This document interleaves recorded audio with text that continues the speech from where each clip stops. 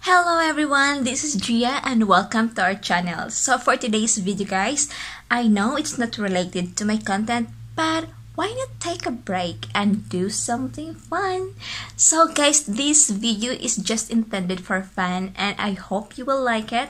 And if you do, please click the thumbs up button and comment down below what do you think. So without further ado, let's start it.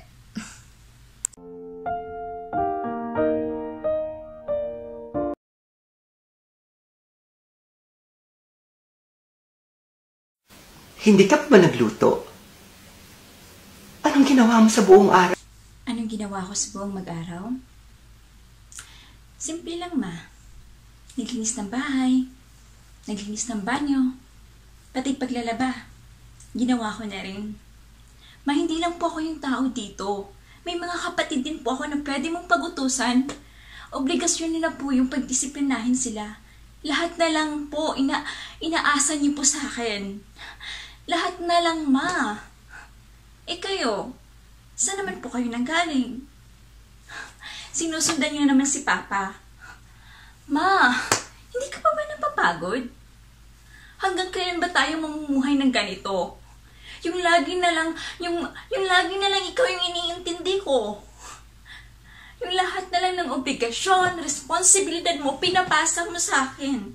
May ibang pamilya na siya, ma, pinagpalit na niya tayo. Gumising ka na, oh. Anak lang kita kaya wala kang karapatang sumbatan ako. Sino ka sa akala mo? Anak mo nga lang ako.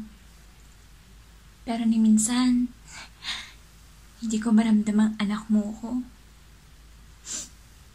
Sa lahat-lahat ng mga paghihirap mo, nasan ka? Ni minsan ba natanong mo yung sarili mo? Kung naging sapat pa ako bilang isang anak mo. Kung tutuusin nga, daig ko pa ang best daughter of the year. Kung pagsilbihan ka, kung unawain ka, lahat na lang. Tapos itatanong mo sa akin kung sino ako, kung anong karapatan ko na sumbatan ka. Pagod na ako. May hangganan din ang lahat, ma. Kaya gumising ka na hanggang hindi pa huli ang lahat. May sarili din po akong buhay. Gusto ko rin pong maranasang mangarap. Gusto ko rin pong kahit minsan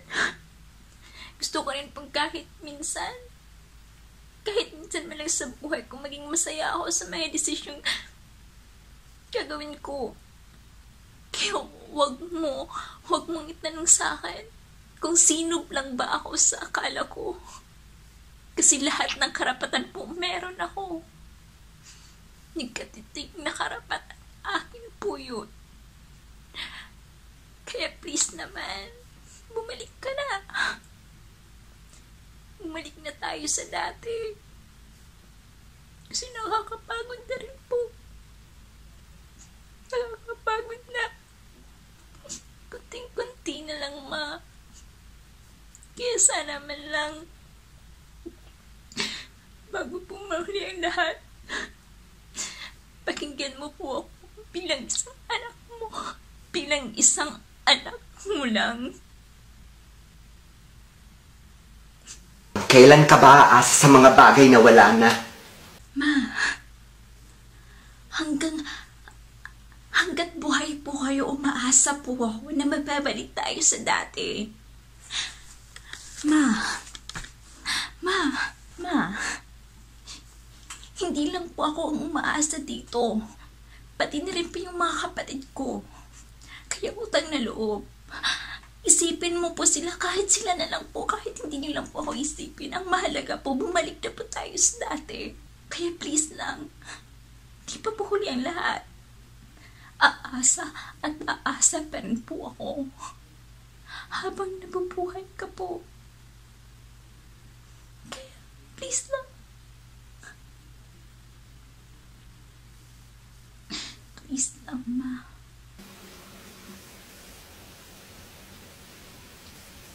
Bakit mo ako ginaganito? Sinasaktan! Mahal mo pa ba ako? Sagutin mo ako. Ma, paulit-ulit ko pang sasabihin sa inyo. Nakakasawa man, oo. Nakakainis man, sobra. Pero ano pa yung magagawa ko? Wala akong choice, ma.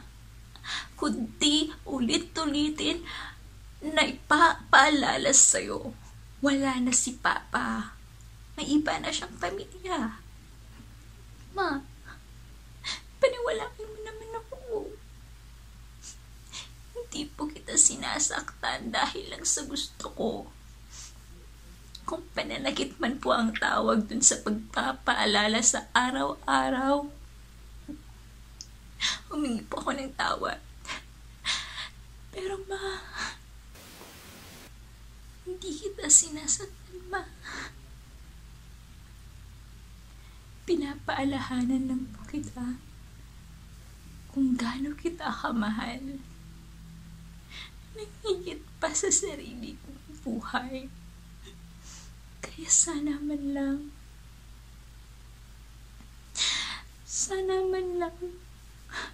kami ng mga kapatid ko magiging sapat na sa'yo.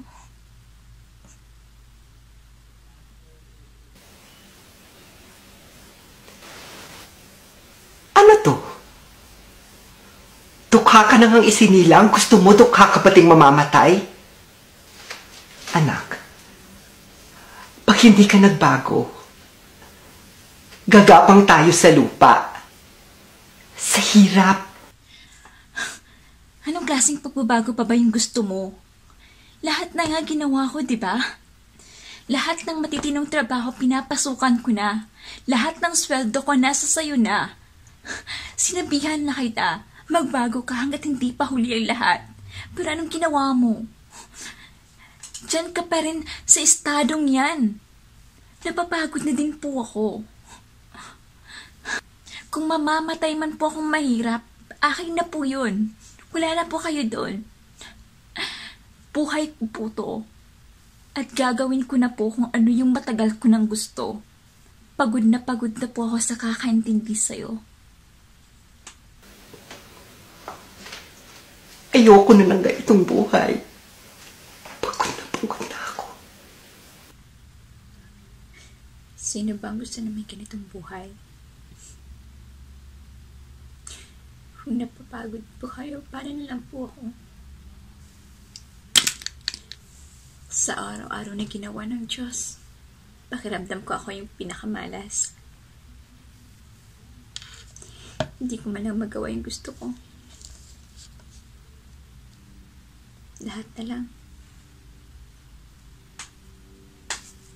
Bawal.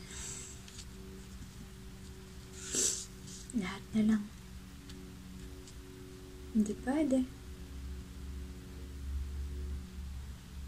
Minsan, naisip ko, anak niyo ba talaga ako? Kasi bakit lahat ng paghihirap pinadanas mo sa akin? Pero yung mga kapatid ko, okay lang. Nagagawa nila lahat ng gusto nila. Pero ako, bawal. Hindi pwede. Kasi ganito, kasi ganyan. Kung selfish mong matatawag yung pag-alis ko. Siguro panahon na rin po. Nauunahin ko naman yung sarili ko. Bago yung kapakanan ng iba. Ilang taon ko din po kayong pinagsilbihan. Ilang taon ko din po kayong inuunawa. Lahat na lang hindi sapat. Pati mga kapatid ko umaasa na rin po sa akin. Gusto ko rin naman pong maranasan na kahit minsan Kaya ko rin palang sumaya. Kaya ko rin po palang mabuhay na hindi inaalala kayo. Kasi buong buhay ko,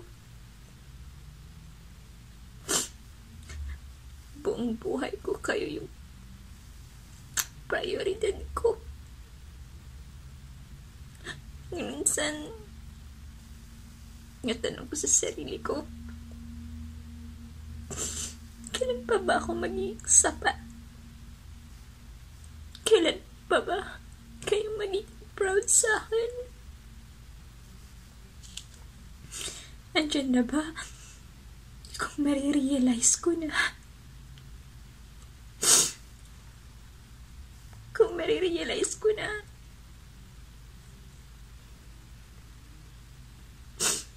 Kaya akong mabuhay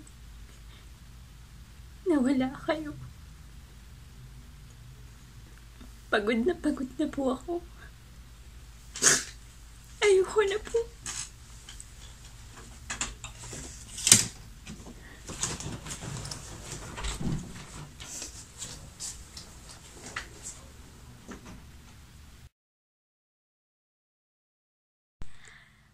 So, what do you think, guys? Yeah, right. I know it's very crunchy and oh my god, I can't believe I did it. But anyways, I hope you like it and I hope you really had fun watching it. So, please don't forget to share and like it first. Thank you so much and see you in the next video. Bye!